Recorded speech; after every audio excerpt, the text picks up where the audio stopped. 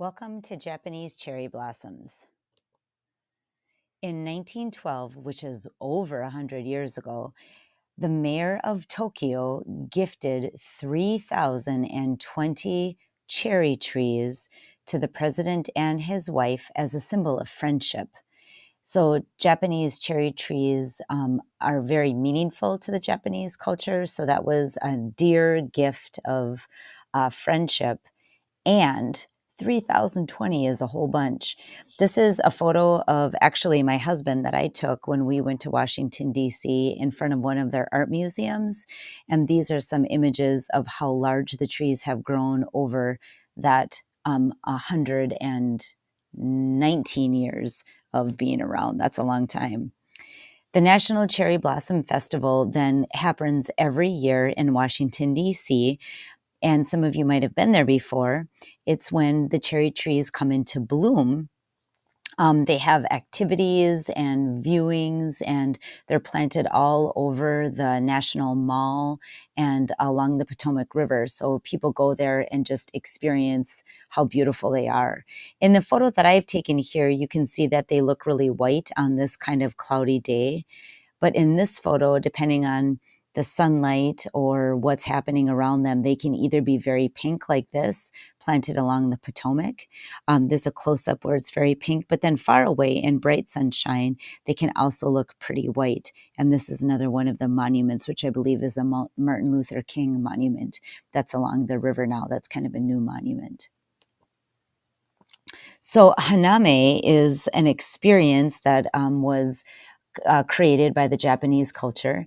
And the reason why it started was because cherry blossoms are so beautiful. So there's a tradition in Japan to experience a haname, or a blossom viewing. You could have a party or a picnic or just sit on a bench and watch them.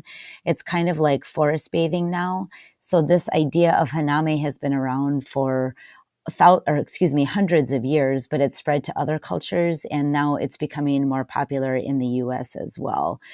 Kind of like earthing or grounding and just experiencing the beautiful cherry blossoms because they don't last very long.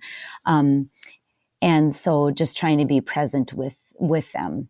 I love how this picture shows the trees and how they branch out, because this is what you're going to be making today. So pay attention to the branches that you see here and how they V or Y out from the tree trunks.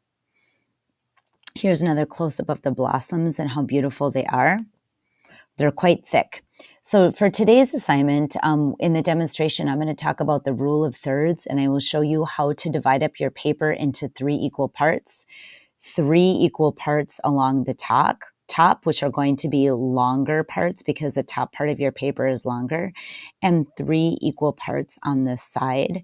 And then what happens is you get these hot spots, and these hot spots are where the 2 lines cross like this. So there's 4 hot spots here.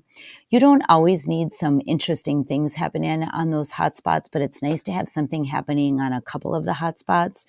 There's certain styles of making art where you put everything in the center, and after a while, if all artwork had something in the center, it would kind of get boring. So this idea of the rule of thirds is a kind of a trick of the eye and a trick of the mind that artists know about.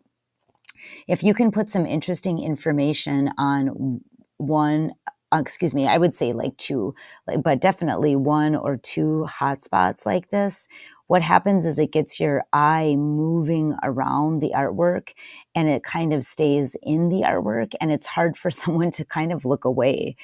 So there's obviously this branch over here, and one branch leads up towards this hot spot over here, and the other branch leads in the middle of these 2 hot spots. So just kind of getting the eye moving towards those hot spots is the key.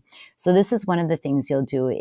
Instead of having just your branch be right in the center, but having a branch come in on a hot spot line is also kind of interesting. So pay attention to that as you're drawing today, please. And then also pay attention to how they V or Y out, and how many you want to put down to fill up your paper. The next slide is the same image, but this is now the rule of odds. So I would say this: it's really a nice idea to have odd numbers sometimes in your artwork. So in this one, there's 3 main branches. There's a main branch here. There's a main branch here and a main branch here. Those are 3 main branches. If you notice on the main branch, 1, 2, 3 blossoms. That's kind of interesting on this branch. 1, 2, 3 blossoms. If you just squint your eyes and look at the groups of blossoms, here's 1, 2, 3, 4, 5. That doesn't mean that we're going to be making blossoms today. What I'm just showing you is artists will often use the rule of odds.